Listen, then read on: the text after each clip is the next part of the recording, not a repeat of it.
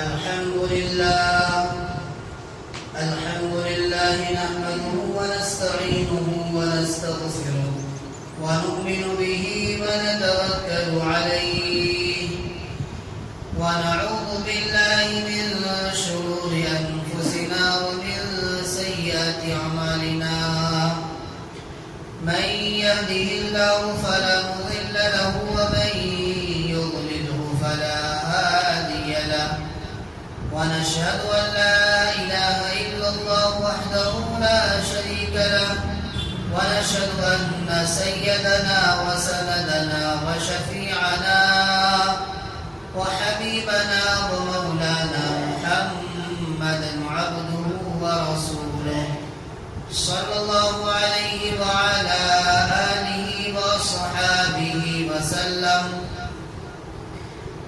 أما بعد فأعوذ بالله من الشيطان الرجيم. بسم الله الرحمن الرحيم.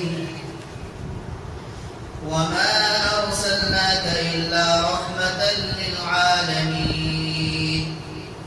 وقال النبي صلى الله عليه وسلم اعطوا الأجير أجره قبل أن يجف عرقه. صدق الله العظيم وصدق رسوله النبي الكريم. حضور آئے تو سر آفرینش پا گئی دنیا. حضور آئے تو سر آفرینش پا گئی دنیا. اندھیروں سے نکل کر روشنی میں آ گئی دنیا.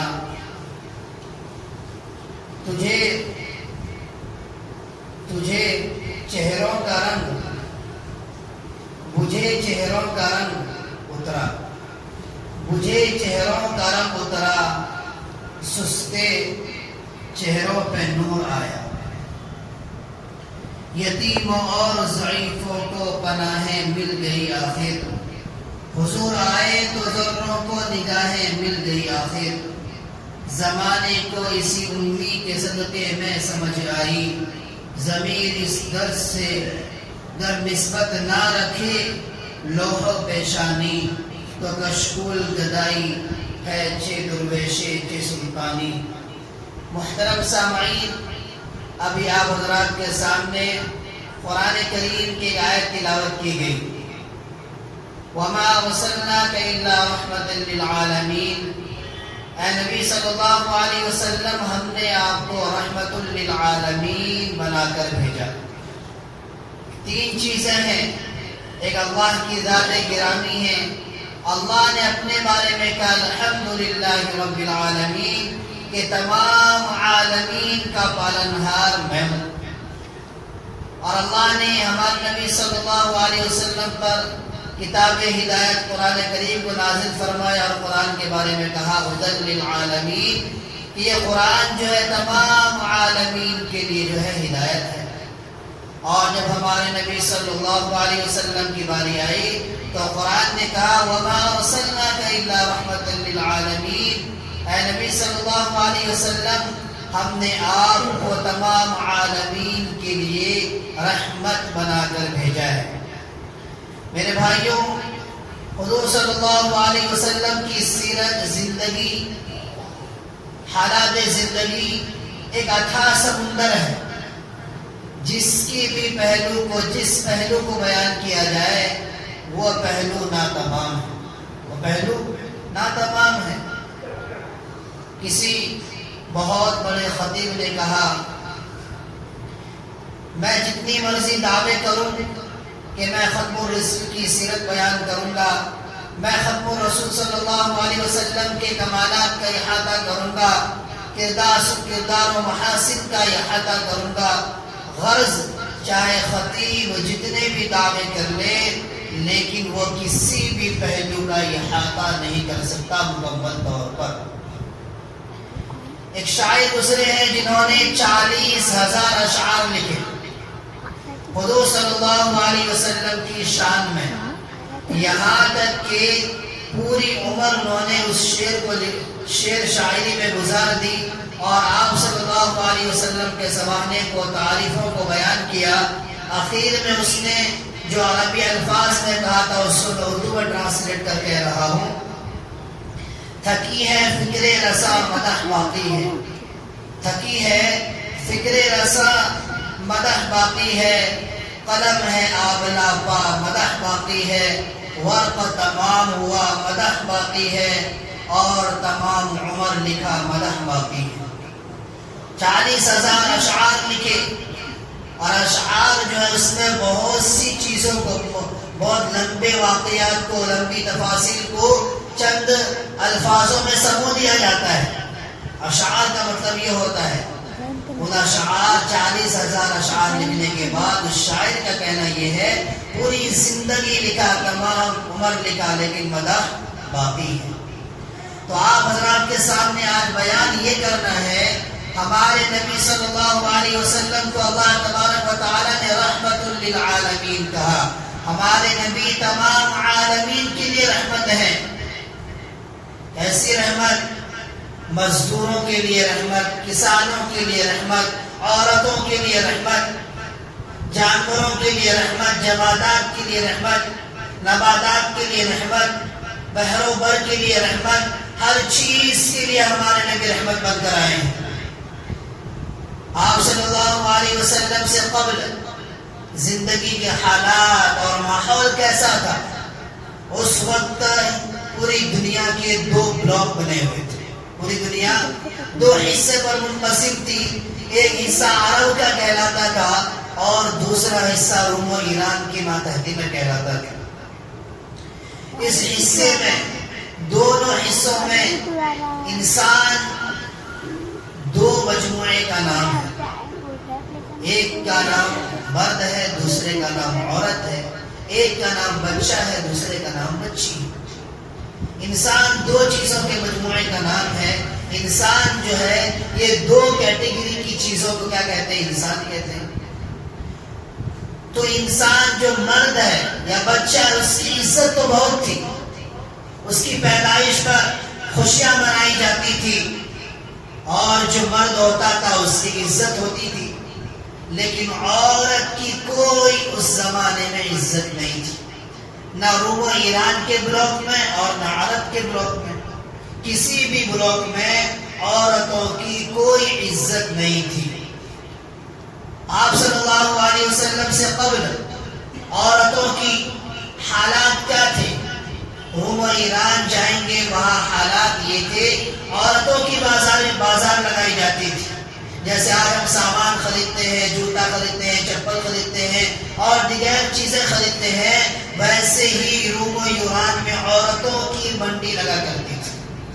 حالات ایسے بدتر تھے، اور مخصوص ایام میں انہیں جنگلوں میں چھوڑ دیا جاتا تھا، اور انہیں جانور تصور کیا جاتا تھا، منحوس تصور کیا جاتا تھا. پوری انسانیت میں انہیں عزت نام کی نگاہ سے دیکھا نہیں جاتا تھا. ایسے حالات برپا تھے.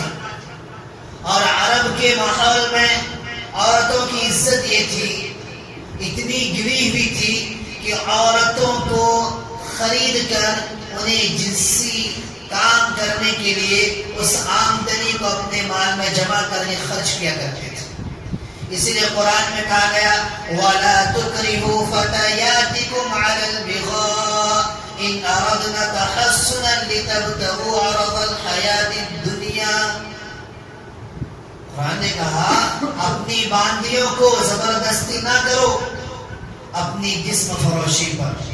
باندی ہے، باندی کو شریعت میں اجازت دی گئی، تمہارے اسلام سے پہلے اجازت دی گئی ہے، اسلام میں بھی اجازت دی گئی ہے، لیکن وہ اپنا پرسنل استعمال کے لیے اور پرسنل جو ہے اس کی اعانت کے لیے. کہ باندی کا کانسیپٹ اس لیے آیا، اسلام میں باندی کا کانسیپٹ کیوں آیا؟ یہ تمام چیزیں پہلے سے چلی آ رہی تھی. بہت سے لوگ اسلام پر اعتراض کرتے ہیں کہ مسلمان جو ہے یہ باندیوں کو الاؤ کرتا ہے. نہیں، 2 آپشن تھے. یا تو جو جنگ میں آئے ہیں اس جنگ میں وہ ہار چکے ہیں، ان کے شوہر قتل ہو چکے ہیں، لہذا ان کے ساتھ عورتوں کو بھی قتل کر دیا جائے، عورتوں کو بھی قتل کر دیا جائے. تو آپ اعتراض یہ کرتے ہیں اسلام پر، غلطی شوہروں نے کی ہے، غلطی آدمیوں نے کی ہے، اس کی سزا عورت کو کیوں ملی؟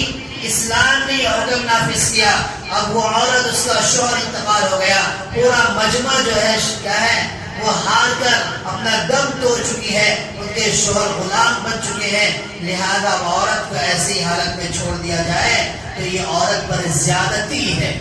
اسلام نے کہا کہ اب تم اسے اپنی کفالت میں لے آؤ، جیسے ایک برتاؤ ایک بیوی کے ساتھ کی جاتی ہے ویسا ہی برتاؤ ایک باندی کے ساتھ کیا جائے گا، فرق صرف یہ ہوگا اس سے نکاح کیا گیا ہے، اس سے نکاح نہیں کیا گیا۔ لیکن نان و نفقہ اس کا بھی واجب، عورت کا بھی، اور نان و نفقہ جو ہے باندی کا بھی واجب۔ ایسا نہیں کہ اب ہم نے اس کو لیا تو نان و نفقہ کی ضرورت نہیں، ہاں اتنا کر سکتے ہو کہ وہ باندی ہے، کہیں جا کر نوکری کرے گی، اس کے پیسے کو تم استعمال کر سکتے۔ یہ مال غنیمت سمجھا جاتا تھا۔ یا آپشن دوسرا اختیار کرتے کہ مرد کا انتقال ہو گیا، مرد بھی مارا گیا اس جنگ میں، عورت کو بھی مار دیا جائے، تو تم بھی کہتے ہیں ظلم کتنا کرنے والا ہے اسلام، کہ غلطی آدمیوں نے کیا ہے، سزا عورت کو بھی مل رہی۔ تو اسلام نے تو اس کی عزت بھی بچائی، آبرو بھی بچائی، اور اسلام نے اپنا ذمہ لیا، اگرچہ میری نوکرانی ہے، اگرچہ یہ باندھی ہے، لیکن اس کی ذمہ داری میرے اوپر ہے، اس کی ذمہ داری میرے اوپر ہے۔ محترم سامعین، تو ہمارے نبی صلی اللہ علیہ وسلم رحمت بن کر آئے عورتوں کے لیے، اور پھر آپ صلی اللہ علیہ وسلم نے فرمایا جو شخص 2 بچیوں کی کفالت کرے۔ اس سے پہلے حالات یہ تھے کہ عرب کی سرزمین میں بچیوں کی پیدائش پر انہیں زندہ دفن کر دیا جاتا تھا۔ آپ صلی اللہ علیہ وسلم کے پاس ایک صحابی آئے اور آ کر کہا اسلام لانے کے بعد اے اللہ کے رسول صلی اللہ علیہ وسلم مجھ سے بہت بڑی غلطی ہوئی ہے، مجھ سے بہت بڑی نافرمانی ہوئی ہے، میں اللہ کا بہت بڑا نافرمان ہوں۔ آپ صلی اللہ علیہ وسلم نے فرمایا کیا بات ہے، جھوٹ بولے ہو، زنا کرے ہو، چوری کرے ہو؟ نہیں اللہ کے رسول مجھ سے بہت بڑی غلطی ہوئی ہے۔ کیا غلطی ہوئی ہے، کیا غلطی ہوئی ہے؟ اس نے تفصیل سے کہا، اور جب وہ تفصیل اس واقعے کا، اس جرم کا بیان کر رہا تھا، ہمارے نبی صلی اللہ علیہ وسلم کی آنکھوں سے آنسو بہ رہے تھے۔ اس شخص نے کہا اللہ کے رسول صلی اللہ علیہ وسلم آپ کے نبوت کے اعلان سے پہلے مکہ کی سرزمین میں یہ رواج عام تھا ابو جہل کی سرداری میں کہ قریش مکہ کے جس خاندان میں جس گھر میں بھی بچی پیدا ہوگا اس کو زندہ زمین میں دفن کر دیا جانا ہوگا۔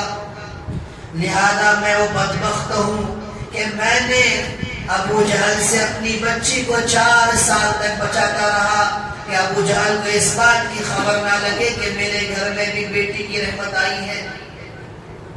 لہذا بچاتا رہا۔ ایک دن ابو جہل کو خبر مل گئی کہ فلاں شخص جو ہے اس کے گھر میں بیٹی پیدا ہوئی ہے، اور اس بیٹی کو پیدا ہوئے 4 سال گزر چکے ہیں۔ بازار میں مجھے ابو جہل نے کہا اے وہ شخص، کیا تو چاہتا ہے کہ قریش کی ناک کٹے؟ کیا تو قریش کو بے عزت کرنا چاہتا ہے؟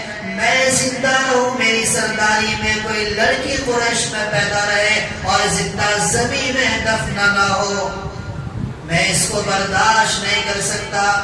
یا تو اپنی بچی کو زندہ زمین میں دفن کر دے، یا میرے سردار جو میں سردار ہوں یا میری آرمی کا مقابلہ کرنے کے لیے تیار ہو جا، کہیں میں جا کر حکم نافذ کرتا ہوں کہ تیرے پورے گھر کو جلا دیا جائے۔ وہ شخص کہتے ہیں، وہ صحابی کہتے ہیں کہ اللہ کے رسول اس بات پر، اس ڈانٹ ڈپٹ پر میرے دل میں ایک ڈر پیدا ہو گیا، لہذا اس 4 سال کی بچی کو میں یہ کہہ کر کہ بیٹی میں تجھے ماموں کے گھر لے کر جا رہا ہوں، اور جنگل میں لے جایا گیا، میں اس کے لیے قبر کھود رہا تھا۔ بیٹی پوچھ رہی تھی ابا کیا کر رہے ہیں؟ نہیں بیٹی ایک گڈھا کھود رہا ہوں تاکہ پانی یہاں جمع ہو جائے۔ اور جب اس گڈھے کھودنے میں میرے پاؤں پر مٹی آ پڑتی تھی، میری بچی اس مٹی کو دور کیا کرتی تھی۔ اور ایسے حالات تھے، اپنے ہاتھوں سے میں نے گڈھا کیا اور اس گڈھے میں اس معصوم بچی کو زندہ زمین میں دفن کر دیا۔ وہ دفن کرنے والا ملزم گنہگار ہے، اللہ کے رسول میں ہوں۔ جب اس واقعے کو آپ صلی اللہ علیہ وسلم کے سامنے میں بیان کیا گیا، آپ صلی اللہ علیہ وسلم کی آنکھوں سے اشکبار ہو گئے، اشکبار ہو گئے، آنسو بہنے لگے کہ میرے آنے سے پہلے دنیا کا یہ نظارہ تھا، بدحالی کا یہ عالم تھا، بچیوں کے ساتھ ایسی زیادتی کی جاتی تھی۔ اور پھر جب اسلام آیا، اسلام نے حیثیتیں دی عورتوں کو، ایک مقام دیا، ایک عزت دیا۔ کہا اگر تیری بیٹی ہے تیری عزت ہے، تیری بہن ہے تیری آبرو ہے، اگر تیری بیوی ہے اس کا نان و نفقہ، عزت و احترام تیرے اوپر واجب ہے۔ اگر وہ ماں ہے اس کے قدموں کے نیچے جنت ہے، اس کے قدموں کے نیچے جنت ہے۔ یہ اسلام نے آ کر یہ کانسیپٹ دیا کہ حالات اس سے پہلے یہ تھے کہ بچی کی پیدائش کا خبر سن لیتے تو زندہ زمین میں دفن کر دیتے۔ اسلام آیا، نبی صلی اللہ علیہ وسلم آئے، کہا میں رحمت للعالمین بن کر آیا ہوں، میرے اس شریعت میں ہر کسی کو عزت ملے گا، ہر کسی کے لیے رحمت ہوں۔ ہمارے نبی آئے تو عورتوں کے لیے بھی رحمت بن کر آئے۔ ایک مرتبہ کا واقعہ ہے کہ آپ صلی اللہ علیہ وسلم گھر میں موجود نہیں ہے، ایک بیوہ عورت آئی، 2 بچیوں کو ساتھ لے کر آئی اور حضرت عائشہ سے ملاقات کر کے کہا اے عائشہ، میرے شوہر جو ہے وہ شہید ہو چکے ہیں، 7 دن سے میں بھوکی ہوں، پانی پر زندگی گزار رہا ہوں، میری بچیاں بھی زندگی گزار رہی ہیں، کیا تو کھانے کے لیے ہو تو مجھے عنایت فرماؤ۔ حضرت عائشہ کے گھر میں کوئی مالداری نہیں تھا کہ سالوں کے سالوں اناج پڑے ہیں، نہیں، ایک ٹائم کھایا تو دوسرے کا وقت معلوم نہیں، دوسرا ملتا کہ نہیں۔ اللہ پر اعتماد، اللہ پر توکل۔ حالات یہ تھے کہ مہینوں گزر جاتے تھے، چولہے نہیں جلتے تھے۔ آپ صلی اللہ علیہ وسلم نے فرمایا کہ میں نے اپنی زندگی میں کبھی بھی پیٹ بھر کر کھانا نہیں کھایا۔ کیوں؟ بچاتے تھے ہماری طرح، کھانے کو اتنا ہوتے نہیں تھے، اس لیے کبھی پیٹ بھر کر کھانے کی نوبت نہیں آئی، ہوتے تو کھاتے نا۔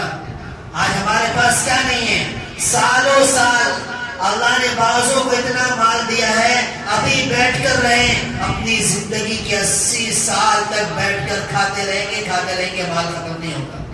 اللہ نے اتنا مال دیا ہے۔ ہمارے نبی صلی اللہ علیہ وسلم کے گھر میں، حضرت عائشہ کے گھر میں وہ عورت آئی اور آ کر کہا 7 دن سے بھوکی ہوں۔ حضرت عائشہ نے تھیلے میں ہاتھ دیا، جہاں کھجورہ رکھی جاتی تھی، کہ ایک تھیلے میں ہاتھ دیا، 1 کھجور ملا، دوسرے میں دیا 2 کھجور، اس کے علاوہ کوئی کھجور نہیں۔ حضرت عائشہ فرماتی ہے بہن میرے پاس 2 ہی کھجور ہے، دونوں کو آدھا، ایک کو آدھا کر کے دونوں بچی کو دے دے اور ایک خود کھا جا۔ جیسے ہی کھجور بچیوں کے سامنے آیا، دونوں بچیوں نے جھپٹا مار کے اس کو کھا لیا۔ حضرت عائشہ بھی پریشان حال ہے کہ یہ عورت ہے، اپنی محبت میں، بچے کی محبت میں تمام کو بانٹ دیا اور بچوں نے کھا لیا، لیکن اس کے چہرے میں تھوڑی خوشی آ رہی ہے، اپنے بھوک کا غم نہیں ہے۔ حضرت عائشہ فرماتی ہے پھر مجھے بہت احساس ہوا، ندامت ہوئی کہ میرے گھر میں ایک شہیدہ کی عورت آئی ہے، اللہ کے راستے میں اس کا شوہر قربان ہوا ہے، لہذا میں اس کی اور اعانت کروں، اور چھانا پینا کر پھر 1 کھجور ملا اور اس کھجور کو اس عورت کو دیا گیا، اس عورت نے کھایا اور کھا کر چلی گئی۔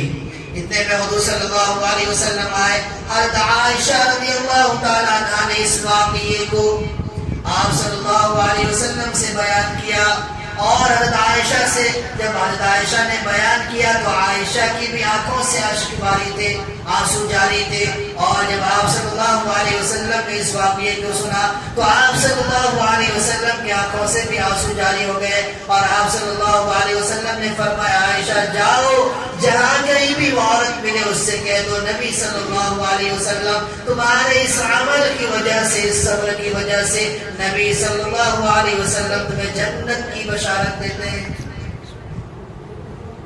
ایک عورت اپنے بچے کی کفالت کرے اور اس کفالت کو ذمہ داری سمجھ کر کرے اس کے لیے بھی جنت ہے۔ ایک آدمی اپنے بچیوں کی کفالت کرے، اس کی عزت و آبرو کی حفاظت کرے اور اس کو اچھی تعلیم دے کر، دینی تعلیم دے کر اس کو دوسرے گھر میں ودا کرے، ہمارے نبی صلی اللہ علیہ وسلم فرماتے ہیں ایسے وہ آدمی جس نے 2 بچیوں کی کفالت کی، صحیح تعلیم و تربیت کی، میں محمد اس بات کی ضمانت دیتا ہوں کہ وہ جنتی ہے۔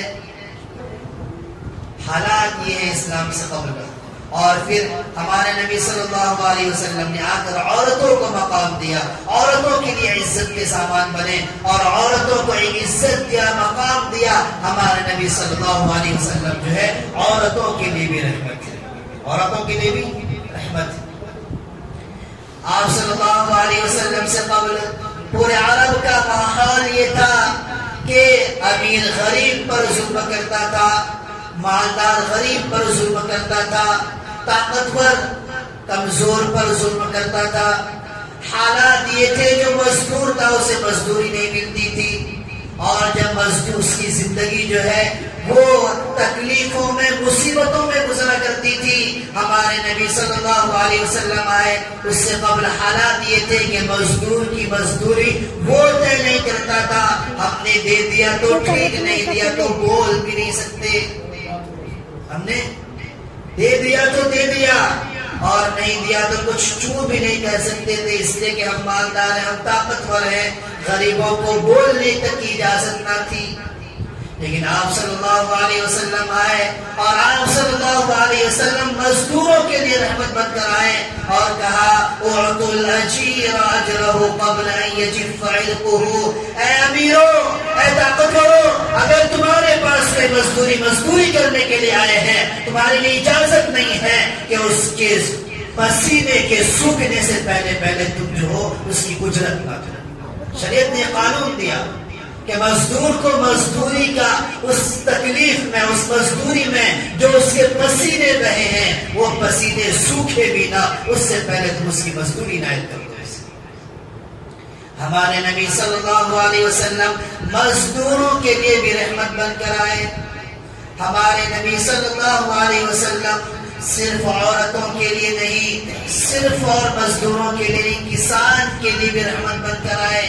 کسان بن کے، کسان کے بارے میں ہمارے نبی صلی اللہ علیہ وسلم نے کہا جو انسان، جو کسان بنجر زمین کو آباد کر دے، وہ زمین کا، اس بنجر زمین کا مالک وہ ہو جاتا ہے، بنجر زمین کا مالک ہو جاتا ہے۔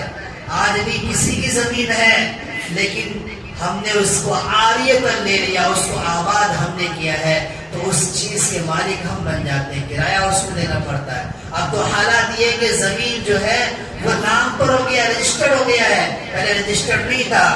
جس کو جہاں زمین ملی ہے اور اگا کر اپنی کھیتی اگا لے، وہ اس کی زمین ہوتی تھی اور وہ فصل اس کا ہوا کرتا تھا۔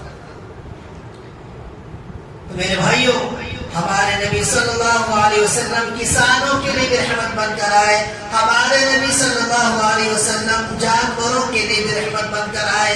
ایک مرتبہ اونٹ آپ صلی اللہ علیہ وسلم کی دہلیز پر آتا ہے اور آ کر شکایت کرتا ہے، اسی وقت جبرائیل علیہ السلام تشریف لاتے ہیں۔ ہمارے نبی صلی اللہ علیہ وسلم جبرائیل سے پوچھتے ہیں، اے جبرائیل بتاؤ یہ اونٹ کیا کہہ رہا ہے؟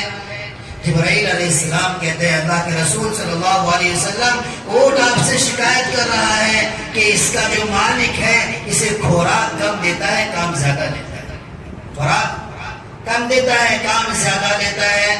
آپ سب لوگوں نے پوچھا اے اللہ کے رسول صلی اللہ علیہ وسلم، یہ اونٹ آپ کے دہلیز پر کیوں آیا ہے؟ یہ تو فلاں یہودی کا ہے، یہ تو فلاں یہودی کا ہے۔ تو کہا میرے پاس اپنے سرکار کا، اپنے آقا کی شکایت لے کر آیا ہے کہ کام زیادہ کراتا ہے اور خوراک کم دیتا ہے۔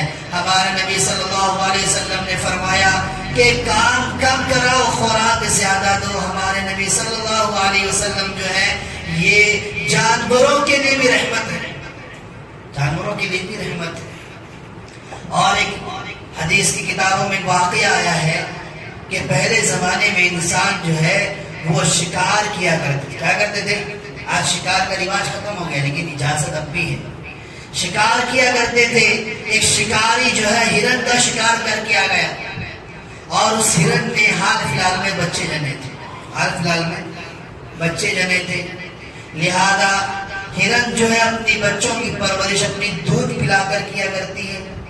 ہرن کو پکڑ کر لے آیا، وہ وہاں سے آپ صلی اللہ علیہ وسلم کا گزر ہوا، ہرن نے آپ صلی اللہ علیہ وسلم کو اپنی زبان میں ندا لگائی، آپ صلی اللہ علیہ وسلم کو اللہ کی طرف سے وہ صلاحیت تھی، وہ قوت تھی، اس ہرن کے اس بات کو سمجھ گئے، اور ہرن نے کہا اے اللہ کے رسول صلی اللہ علیہ وسلم، آپ تو رحمت للعالمین بن کر آئے ہیں، مجھے شکاری پکڑ کر لے آیا ہے، نہ مجھے یہ ذبح کرتا ہے کہ جلدی سے مجھے ذبح کر دے تاکہ میرے بچوں کی وہ چیخیں جو جنگل میں بھوکی چیخ رہی ہے اس کی وہ ندائیں میرے دل کو نہ چیرے۔ میں چاہتا ہوں اے اللہ کے رسول صلی اللہ علیہ وسلم، یا تو شکاری مجھے جلدی سے ذبح کر دے یا تو آپ مجھے کھول دیں، میں اپنے بچی کو دودھ پلا کر آتی ہوں، آنے کے بعد پھر یہی حاضر ہو جاتی ہوں۔ آپ صلی اللہ علیہ وسلم نے بغیر اجازت کے اسے پوچھا ہرن کیا تو آ جائے گی دودھ پلا کر؟ اس نے کہا آ جاؤں گی۔ آپ صلی اللہ علیہ وسلم نے بغیر اجازت کے کھول دیا، وہ ہرن گئی اور اپنے بچے کو دودھ پلائی، اور دودھ پلا کر آنے کے بعد پھر وہی حاضر ہو گئی۔ ہمارے نبی صلی اللہ علیہ وسلم، میرے بھائیوں، یہ جانوروں کے لیے بھی رحمت ہے۔ وَمَا أَرْسَلْنَاكَ إِلَّا رَحْمَةً لِلْعَالَمِينَ، جب ہمارے نبی صلی اللہ علیہ وسلم جانوروں کے لیے رحمت اور انسانوں کے لیے رحمت ہے، ہمارے لیے بھی رحمت ہے۔ آج ہمارے پاس دین پہنچا، کیوں پہنچا؟ وَمَا أَرْسَلْنَاكَ إِلَّا رَحْمَةً لِلْعَالَمِينَ پر عمل کرتے ہوئے۔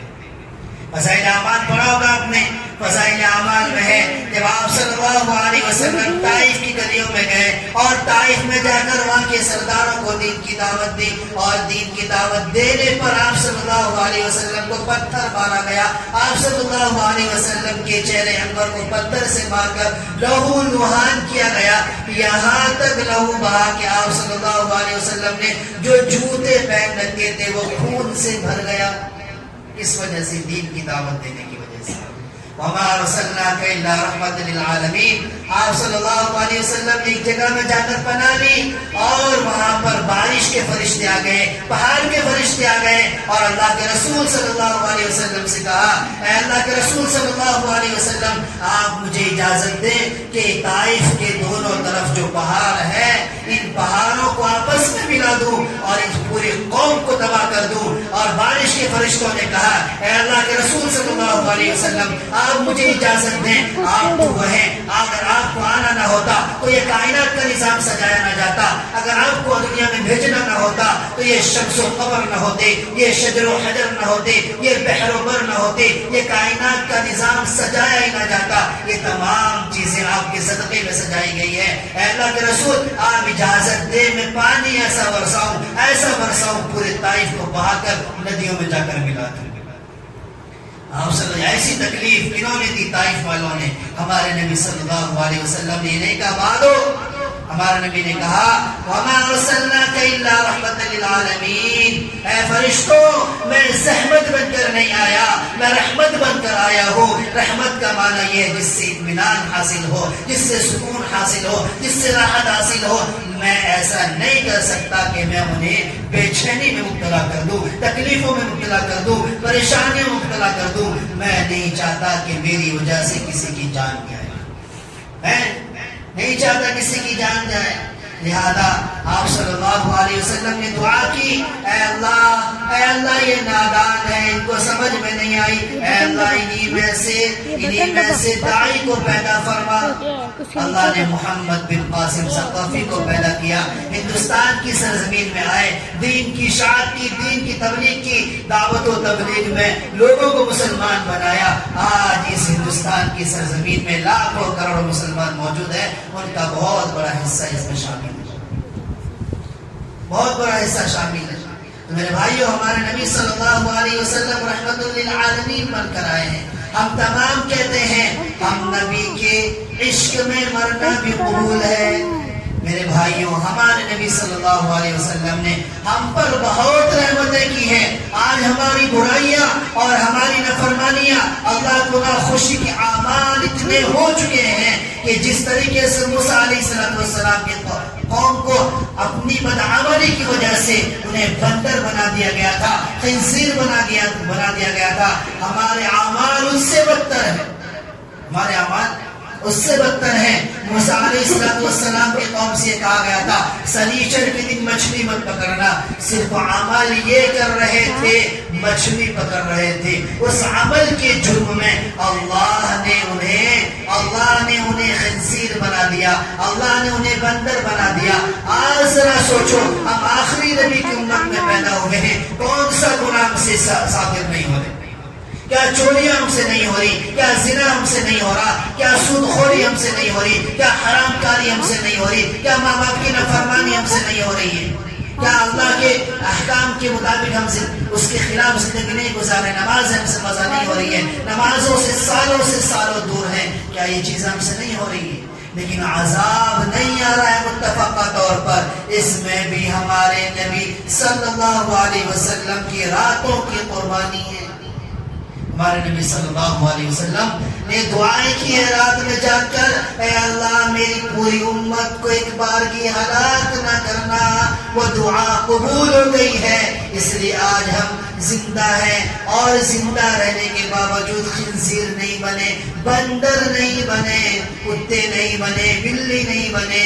ہمارے نبی صلی اللہ علیہ وسلم کی رحمت شامل حال ہے۔ اگر راتوں کو اٹھ کر دعائیں نہ کرتے اپنی امت کے حق میں، یہ امت کب کے ہلاک و برباد ہو چکی ہوتی۔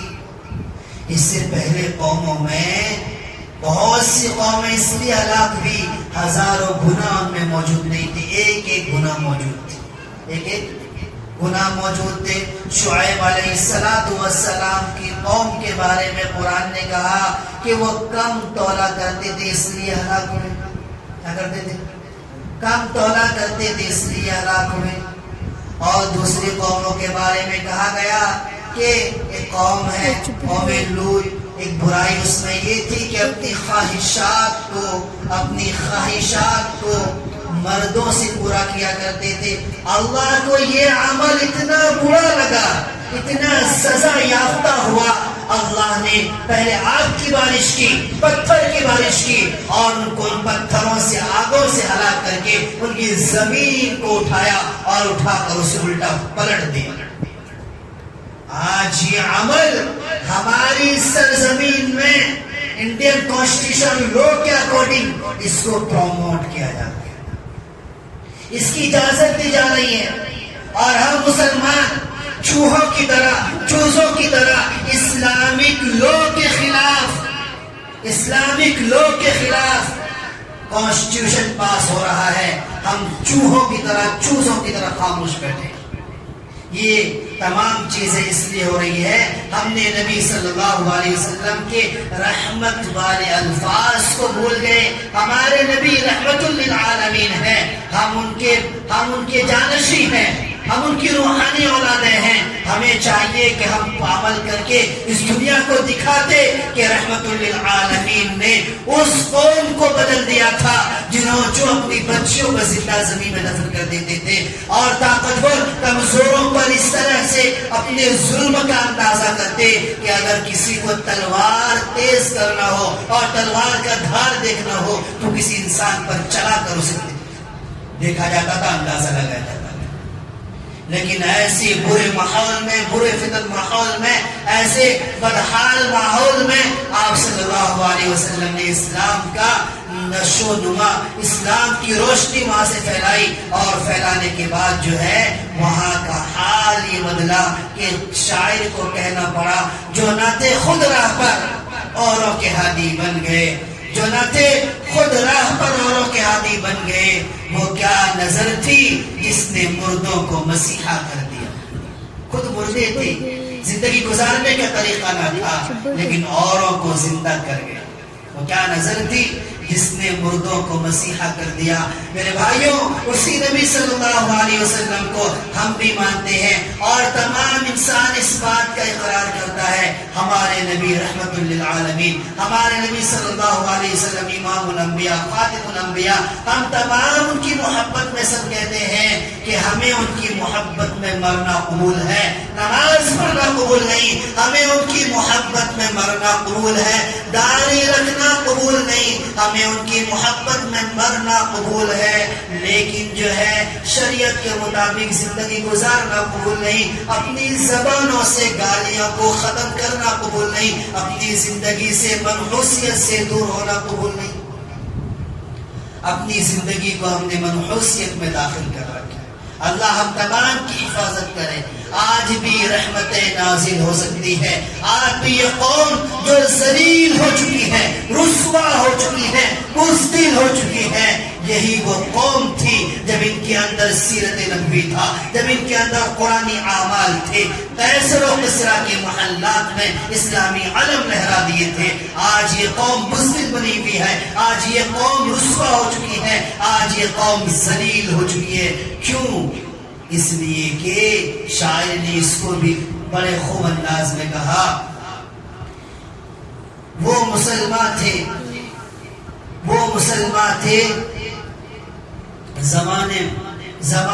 شاعر نے کیا یہ خوب کہا ہے، شعر یاد نہیں آ رہا میرے بھائی، تو اس میں یہ الفاظ بیان کیے گئے ہیں کہ وہ جو صحابہ تھے قرآن کے مطابق، سنت رسول اللہ کے مطابق زندگی گزاری.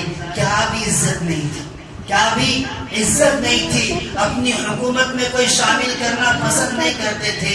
ان کے بارے میں کہا گیا ان کی حالت بدترین تھی، بد اخلاقی کا عالم تھا. ویسے وہ لوگ قرآن کو تھامے، سنت رسول اللہ کو تھامے.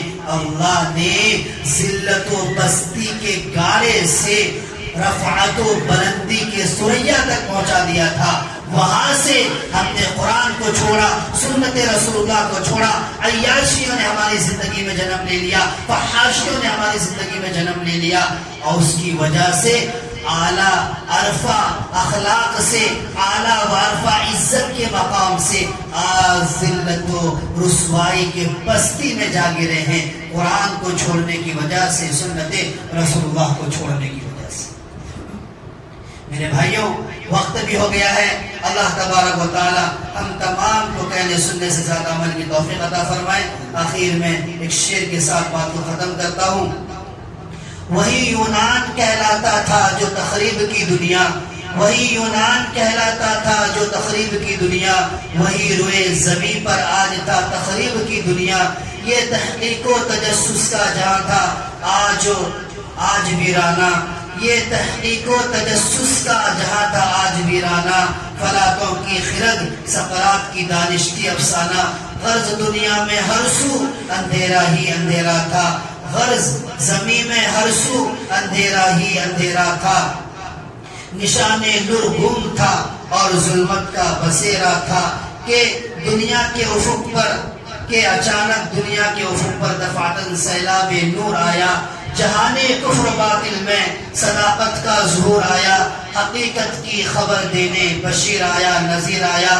شہنشاہی نے جس کے قدموں کو چومے، شہنشاہی نے جس کے قدموں کو چوما وہ فقیر آیا. اور مبارک ہو زمانے کو کہ ختم المرسلین آیا، صحاب رحم بن کر رحمت للعالمین آیا. اللہ تبارک و تعالی ہم تمام کو سنت رسول اللہ کے مطابق زندگی گزارنے، قرآن کے فرمان کے مطابق زندگی گزارنے کی توفیق نصیب فرمائے. واطیعوا اللہ واطیعوا الرسول وأولی الامر منکم کے تحت جو اپنی زندگی گزارنے کا نمونہ بننے کے ہمیں توفیق نصیب فرمائے. انہی بات میں اپنی بات کو ختم کرتا ہوں. وآخر دعوانا الحمدللہ رب العالمین.